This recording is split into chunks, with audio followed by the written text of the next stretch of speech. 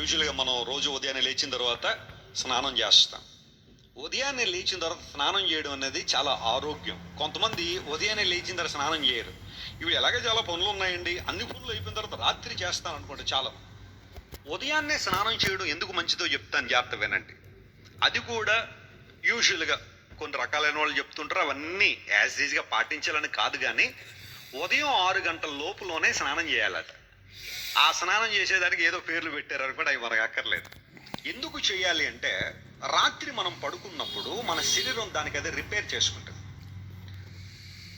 ఆ రిపేర్ చేసుకునే ప్రక్రియలో మన చర్మము కొన్ని రకాలైన విసర్జక పదార్థాలను బయటికి తీసుకొస్తుంది. అంటే మనం పడుకున్నామని అనుకుంటున్నాం, కానీ ఆ లోపల చాలా కార్యాలు జరుగుతూ ఉంటాయి. మన బాడీకి అక్కర్లేని విషయాలన్నీ కూడా అది బయటికి శరీరం ద్వారా, చర్మం ద్వారా తీసుకొస్తే మన హోల్ బాడీ అంతా కూడా కొన్ని రకాలైన పదార్థాలతో ఉంటుంది ఉదయం లేచేసరికి.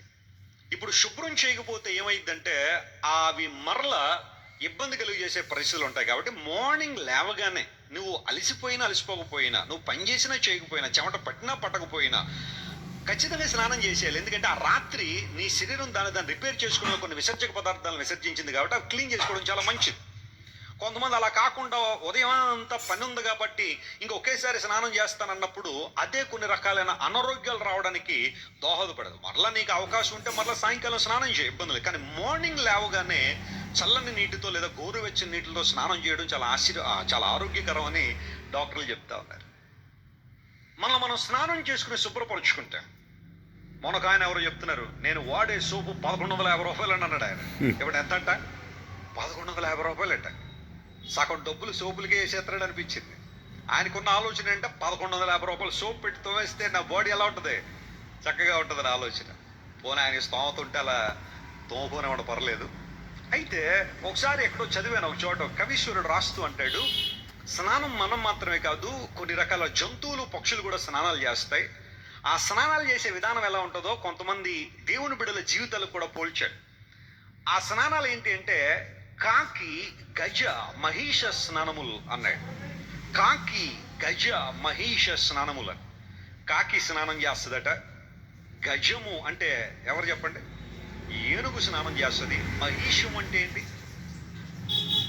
మహిషము ఎద్దు. ఓకే, ఎద్దు కానీ గేదె కానీ ఇట్లాంటివన్నీ మహిషం అంటారు కదా. మూషికం అంటే అర్థం ఏంటి? పిల్ల, ఎలుక.